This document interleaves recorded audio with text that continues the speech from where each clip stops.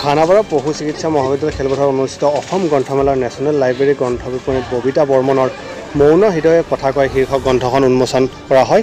গ্ৰন্থখন উন্মোচন কৰে নেশ্যনেল লাইব্ৰেৰীৰ অসমীয়া বিভাগৰ গ্ৰন্থাগাৰিক যোগেশ্বৰ দাসে। গ্ৰন্থ উন্মোচনী অনুষ্ঠানত ডাক্তৰ হীৰেন্দ্ৰ কুমাৰ ভাগৱতী, পাণ্ডু কলেজৰ অধ্যাপক মণ্টু মহন্ত, কবি ৰঞ্জনা পাঠককে ধৰি বহুকেইগৰাকী গণ্যমান্য ব্যক্তি উপস্থিত থাকে। আমাৰ নেশ্যনেল লাইব্ৰেৰী যি ষ্টল তাৰ সন্মুখত ডক্টৰ ববিতা বৰ্মনৰ মৌন হৃদয়েও কথা কয় কিতাপখন আনুষ্ঠানিকভাৱে উন্মোচন কৰা হ'ল।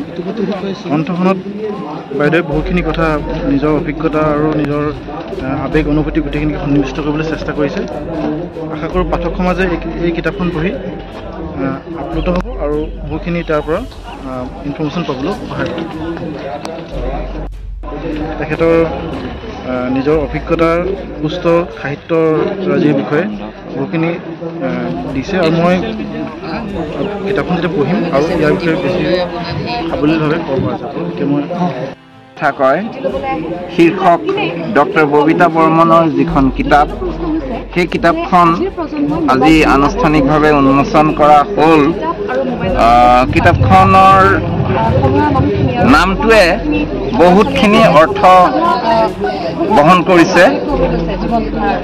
ইয়াত চবতকৈ ব্যতিক্ৰমী কথা এটা মই দেখিছোঁ, 2 in 1 কিতাপখন 2 in 1 কবিতা আৰু প্ৰবন্ধ নিবন্ধ সমন্বিতে গোটেইখিনি একে লগত আছে। তো একেজন সাধাৰণতে দেখা যায় যে কবিতা প্ৰেমীয়ে কবিতাখিনি পঢ়িব আৰু যিখিনিয়ে প্ৰবন্ধ নিবন্ধ পঢ়ি ভাল পায় তেখেতসকলে প্ৰবন্ধ নিবন্ধখিনি পঢ়িব আৰু কিতাপ এখন কনচিভ কৰাৰ পৰা প্ৰকাশ হোৱালৈকে ভূমিষ্ঠ হোৱালৈকে যিটো কষ্ট লিখকৰ বা কবিগৰাকীৰ, সেই কষ্টখিনি আজি সাৰ্থক হ'ল বুলি মই ভাবোঁ। আজি আপোনাৰ মৌন হৃদয়ে কথা কয় গ্ৰন্থখন উন্মোচন কৰা হৈছে। ইয়াত কেনেকুৱা ধৰণৰ সোৱাদ পোৱা যাব পাঠক সমাজে লাভ কৰিব? এইখন মোৰ দ্বিতীয় গ্ৰন্থ। প্ৰথমখন আছিলে ভাষা বিষয়ক আছিলে প্ৰথমখন গ্ৰন্থ, আৰু এইখন কিন্তু প্ৰবন্ধ, মানে আধা পেজ প্ৰবন্ধ আছে আৰু আধাখিনি কবিতাৰ শিতান আছে। গতিকে পাঠক সমাজে বা পঢ়ুৱৈ সমাজে দুটা বিষয়তে মানে ৰস পাব। প্ৰথমখিনিতো আনন্দৰ খোৰাক পাব বুলি ভাবোঁ মই, আৰু এইখিনি বিষয় ইয়াত যিখিনি কথা লিখা আছে সেইখিনি মই ইতিমধ্যে যোৱা এবছৰৰ পৰা বিভিন্ন আলোচনী বা বাতৰি কাকত বা ছ'চিয়েল মিডিয়াৰ দ্বাৰা মোৰ মানে লিখা হৈছিলে বা তাতো মানুহখিনিয়ে ভাল পাইছিলে। তেতিয়া মই ভাবিলোঁ কি এইখিনি গোটেইখিনি লগাই মই সংৰক্ষণ কৰি থ'লে ভাল হ'ব। কাৰণ কিয় বস্তুটো গোটেইখিনি চেটেলি ভেটেলি হৈ থকাৰ নিচিনা হৈছে। গোটেইখিনি লগ কৰি থ'লে মানে পিছৰ সময়খিনিত মই নিজেও মানে মই ভাল লাগিব যে মই এনেকুৱা কথাও লিখিছিলোঁ। তাৰমানে বৃদ্ধ বয়স যেতিয়া পাম মই, তেতিয়া মই ভাবিম যে মই এনেকুৱা দেখোন মানে প্ৰথমখিনি যিখিনি মানুহে কৈছে আৰু মোক যে প্ৰথমখিনি যিখিনি প্ৰবন্ধ বা নিবন্ধৰ শিতান আছে সেইখিনি মানে মানুহৰ মানে জমনি টাইপৰ কথা আৰু জমনি আহিব। তাৰপাছত কবিতাৰ শিতানটিত কিন্তু অলপমান মানে গাম্ভীৰ্য টাইপৰ কথা আছে আৰু সেয়াই এইখিনি। গতিকে সকলোৱে আদৰি ল'ব বুলি মই ভাবোঁ আৰু যিখিনি মোৰ পঢ়ুৱৈ সমাজ আছে। আৰু গ্ৰন্থখন পাঠকসকলে ক'ত বিচাৰি পাব? বিচাৰিলে গ্ৰন্থখন মোৰ সৈতে পোনপটীয়াভাৱে যোগাযোগ কৰিলেও পাব, আৰু অশোক পাব্লিকেশ্যনতো মই ইতিমধ্যে ববিতা বৰ্মনৰ মৌন হৃদয়ে কথা কয়। এক সুন্দৰ কিতাপ, সুন্দৰ বেটুপাত। ববিতা বৰ্মনৰ কিতাপ পঢ়িছোঁ, কবিতা পঢ়িছোঁ। তেওঁৰ ক্ষেত্ৰত এটাই কম, যি কম সঁচা কম। এইটো কথাত বোধে ববিতা বৰ্মন খুব বিশ্বাসী, খুব স্পষ্টভাৱে লিখে, খুব শালীনতাবোধেৰে লিখে, আৰু সেইকাৰণে মই তেওঁৰ লিখাবোৰ ভাল পাওঁ। গতিকে বিশেষ নকওঁ, তেখেতৰ আৰু নতুন কিতাপ লিখক, ন সৃষ্টি কৰক, তেওঁৰ ভৱিষ্যত। ডক্টৰ ববিতা বৰ্মনৰ মৌন হৃদয়েও কথা কয়। এই গ্ৰন্থখন নেশ্যনেল লাইব্ৰেৰী অফ ইণ্ডিয়াৰ এই বিপণীত আমি আটাই উন্মোচন কৰিবলৈ পাই বৰ আনন্দিত হৈছোঁ।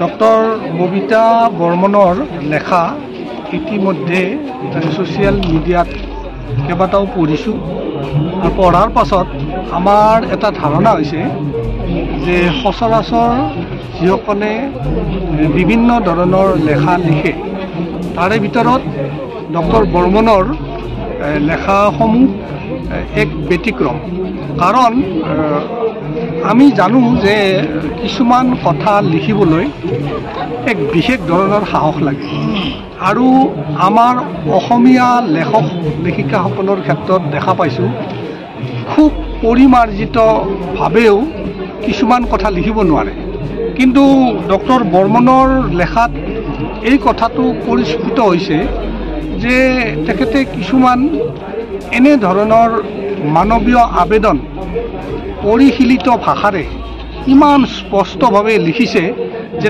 তাৰ কাৰণেই তেখেত ছ'চিয়েল মিডিয়াত বিশেষভাৱে মানে সকলোৰে আগত চৰ্চিত হৈছে আৰু এই চৰ্চিত হোৱাৰ পাছত ছ'চিয়েল মিডিয়াৰ কথাটো আপোনালোক সকলোৱে জানে আজি আছে কালিলৈ নাই কালিলৈ যদি ফেচবুকে তেওঁলোকৰ গোটেই টোটেল ফেচবুক মানে এপটো বন্ধ কৰি দিয়ে আমি যিসকলে ছ'চিয়েল মিডিয়াত লিখি থাকোঁ আমাৰ সম্পত্তিবিলাক কমপ্লিটলি নোহোৱা হৈ যাব গতিকে আমাৰ এইবোৰ হ'ল ইণ্টেলেকচুৱেল প্ৰপাৰ্টি কোনোবাই মৌলিক কথা এটা লিখে সেয়া তেওঁৰ একদম নিজৰ প্ৰপাৰ্টি নিজৰ সম্পত্তি গতিকে এই সম্পত্তিখিনি আজি এনেকুৱাকৈ প্ৰিণ্ট মিডিয়াত কিতাপ আকাৰে গ্ৰন্থাকাৰে ছপোৱাৰ পাছত যদি সেই লেখাবিলাক ফেচবুকৰ পৰা কেনেবাকৈ আঁতৰিও যায় ৰৈ গ'ল আৰু গ্ৰন্থখনত এইটো এটা বৰ ডাঙৰ কাম হ'ল আৰু মই আশা ৰাখিছোঁ